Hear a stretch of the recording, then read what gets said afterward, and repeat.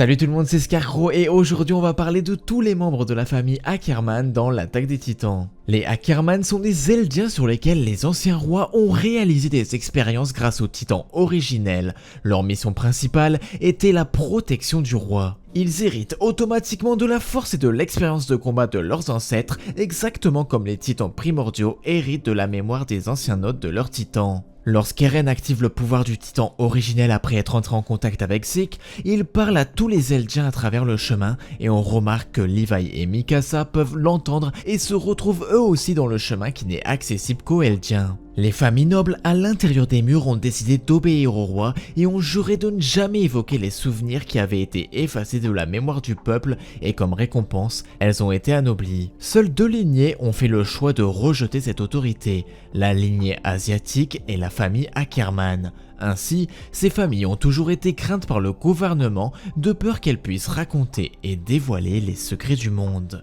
Ceci dit, les derniers Ackerman et asiatiques vivants ne semblent pas être au courant car d'après le grand-père de Kenny, le seul à être au courant du secret du monde l'a emporté dans sa tombe. Commençons donc par le premier Ackerman qu'on connaît, le grand-père Ackerman. Le grand-père Ackerman était le grand-père de Kenny et de Kuchel Ackerman ainsi que l'arrière-grand-père de Levi Ackerman. Il était l'une des rares personnes vivantes de la lignée Ackerman qui connaissait les raisons de la persécution de son clan. Plus tard, il mourut d'une maladie. Sur son lit de mort, il a reçu la visite de son petit-fils Kenny, qui venait de finir de tuer des députés intrusifs. Déconcerté par l'état dans lequel se trouvait le clan Ackerman, Kenny a interrogé son grand-père sur ce qui aurait pu amener le gouvernement royal à les détester autant.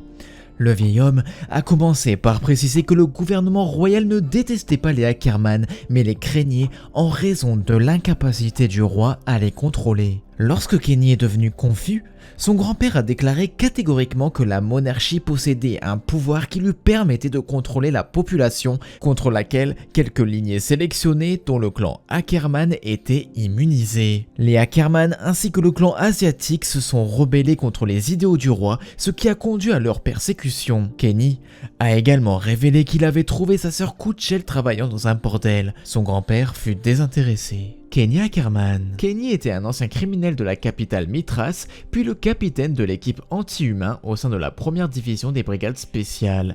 Il était le mentor et oncle de Levi Ackerman. À un moment inconnu de sa vie, avant ou après être devenu un tueur en série, Levi se souvint que Kenny avait senti une inexplicable poussée de puissance et qu'il savait exactement quoi faire avec. Dans les décennies qui ont précédé les événements de l'histoire, Ackerman était un tueur en série de la capitale. Sa méthode de prédilection était de trancher la gorge de ses victimes, ce qui lui avait valu son épithète infâme, Kenny l'Éventreur. Cependant, quelques décennies plus tard, ces tueries cessèrent et la terreur qu'il inspirait devint une légende urbaine. Après avoir été formateur du jeune Levi, il est devenu un membre de la première division grâce à Uli. Cela a créé un lien entre eux.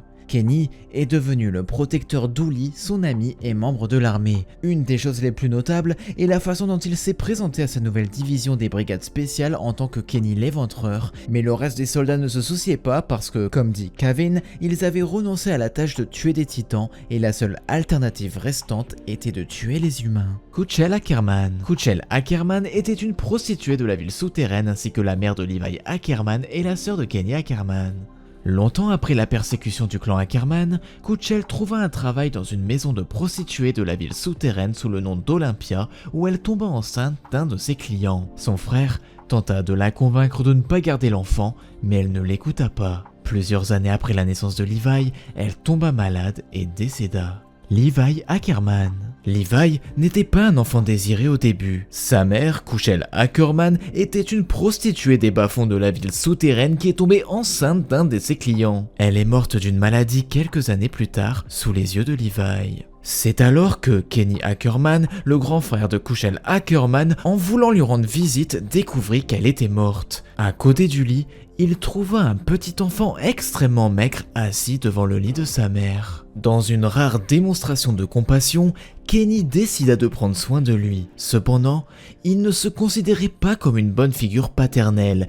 Il décida donc d'élever Levi du mieux qu'il pouvait et lui enseigna des techniques de couteau, comment s'entendre avec les gens et des comportements violents. Le temps passa et finalement, Kenny enseigna à Levi tout ce qu'il savait. Un jour, dans la ville souterraine, Levi commença un combat avec un voyou standard qu'il remporta facilement. À ce moment, Kenny décida de le laisser derrière lui, convaincu qu'il avait appris à Levi les compétences nécessaires pour survivre. Levi, Furlan et Isabelle. Dans la ville souterraine dont il n'était jamais sorti, Levi habitait dans une maison avec son ami Furlan Church. Ils étaient les leaders d'un groupe populaire de bandits de la ville souterraine. Leur but était de collecter assez d'argent pour avoir un passeport civil afin d'aller dans le monde d'en haut. La vie suivait son cours pour eux deux. Lorsqu'un jour, une fille débarqua sans prévenir dans leur maison. Son manque d'hygiène irrita Levi et quand celui-ci la traita de gamine, elle le reprit en disant qu'elle n'était pas une gamine. Derrière elle, des hommes la poursuivaient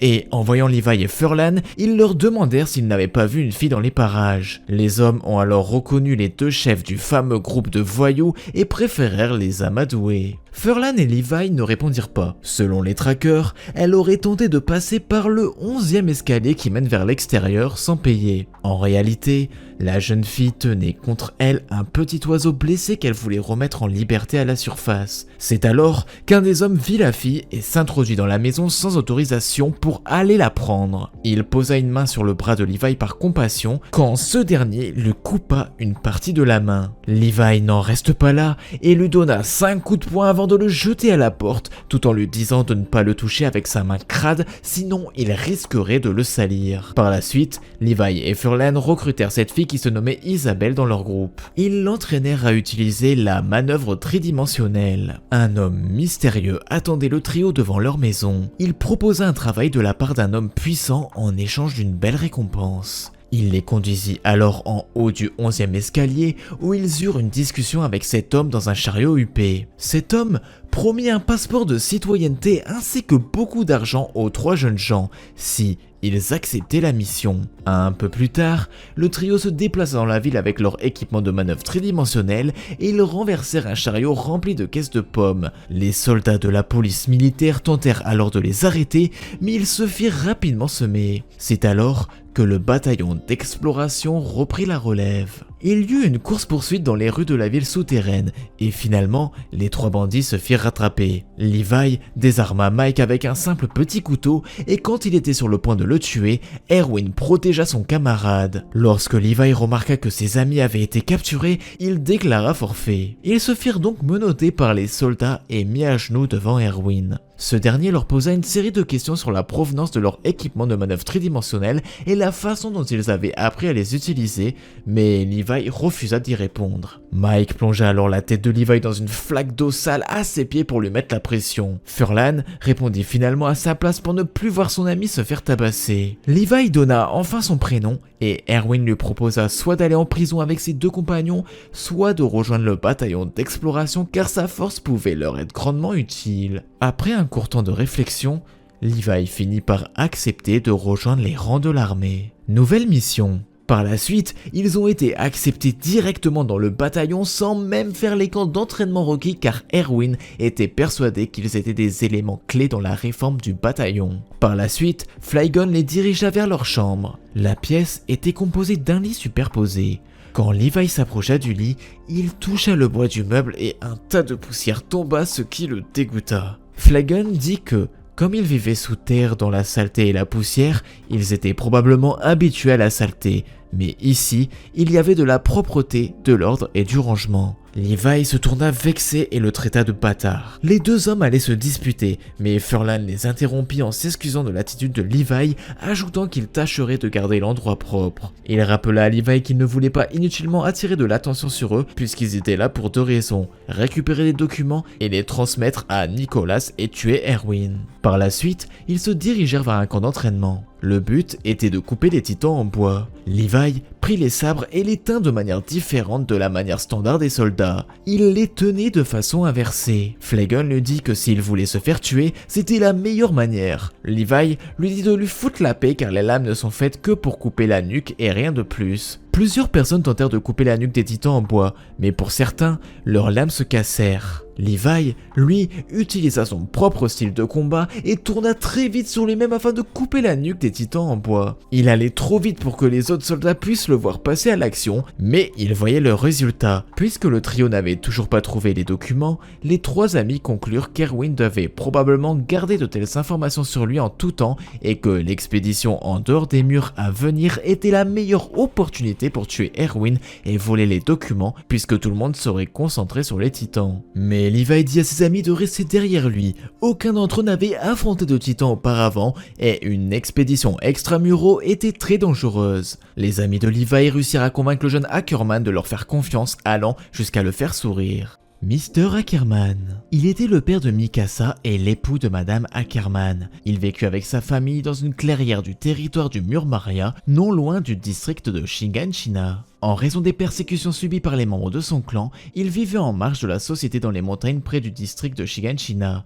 Ce fut ainsi qu'il rencontra Madame Ackerman, une descendante de l'ethnie asiatique s'étant elle aussi réfugiée loin de la ville et des discriminations. Ils tombèrent amoureux l'un et l'autre et mirent au monde leur fille Mikasa. Madame Ackerman. Madame Ackerman était la mère de Mikasa Ackerman. Elle vivait en tant que civile avec sa famille près des champs dans l'enceinte du Mur Maria. On apprend par la suite qu'elle faisait partie de l'une des branches du clan Azumabito, cette dernière ayant suivi Karl Fritz lors de son départ pour Paradis en délaissant la branche principale. En 844. Un jour de pluie pendant l'année 844, elle était à la maison avec sa famille. En attendant le docteur Jaeger, elle a appris à Mikasa la broderie traditionnelle de sa famille qui est passée de génération en génération à tisser et son mari pelait des pommes de terre. Elle félicita Mikasa pour sa broderie et lui dit qu'un jour elle enseignera ceci à ses enfants. Mikasa demanda alors comment faire des enfants, ce qui rendit les deux parents nerveux et son père lui dit que le docteur lui expliquera quand il arrivera. Soudain, quelqu'un cogna à la porte. Le père de Mikasa, heureux, partit répondre en croyant qu'il s'agissait du docteur Jaeger. Dès que la porte s'ouvrit, les bandits poignardèrent le père de Mikasa. Sa femme arriva et tenta de donner des coups de ciseaux aux bandits en disant à sa fille de fuir. Agacé, l'un des bandits prit sa hache et lui fracassa le crâne avec. Mikasa Ackerman. Mikasa fut la famille de Madame et Monsieur Ackerman. Avant la mort de ses parents, elle a vécu en paix avec eux dans les terres agricoles du Mur Maria. En 844, sa mère lui transmit la marque de son clan qui fut douloureuse. Étant asiatique tout comme sa mère, elle l'attira malgré elle l'attention des trafiquants qui l'enlevèrent quand elle avait 9 ans après avoir tué ses parents. Le but du groupe de trafiquants était de l'enlever pour la vendre sur le marché du commerce humain du métro de la capitale. Effrayée et choquée, Mikasa a été secourue par Eren Jaeger, le fils du médecin de sa famille. Il a tué les 2 ravisseurs, mais il a été submergé par le 3e trafiquant et sur le point d'être étranglé. Eren a désespérément exhorcé Mikasa à se battre pour gagner, qui s'est rendu compte que le monde pouvait être impitoyable avant d'envoyer le voleur par derrière qui essayait de le tuer. Lorsque Grisha Jaeger est arrivé avec des membres de la brigade, Mikasa a reçu l'écharpe d'Eren et a été acceptée dans sa famille. Cet événement a éveillé les instincts de combat et la parfaite maîtrise de soi qui anime le clan Ackerman. Mikasa est ensuite allée vivre avec la famille d'Eren jusqu'à la chute du Mur Maria. Bien qu'elle désire seulement vivre paisiblement avec Eren, Mikasa choisit de le suivre au sein de l'armée de Paradis. Lors de sa formation dans la 104e brigade d'entraînement, elle excelle dans tous les domaines et est classée première de sa promotion. Elle rejoint par la suite le bataillon d'exploration dans le but de suivre et protéger Eren. Et voilà, c'est tout pour cette vidéo, j'espère que ça vous a plu, c'était Scarecrow, je vous dis à la prochaine, bye bye.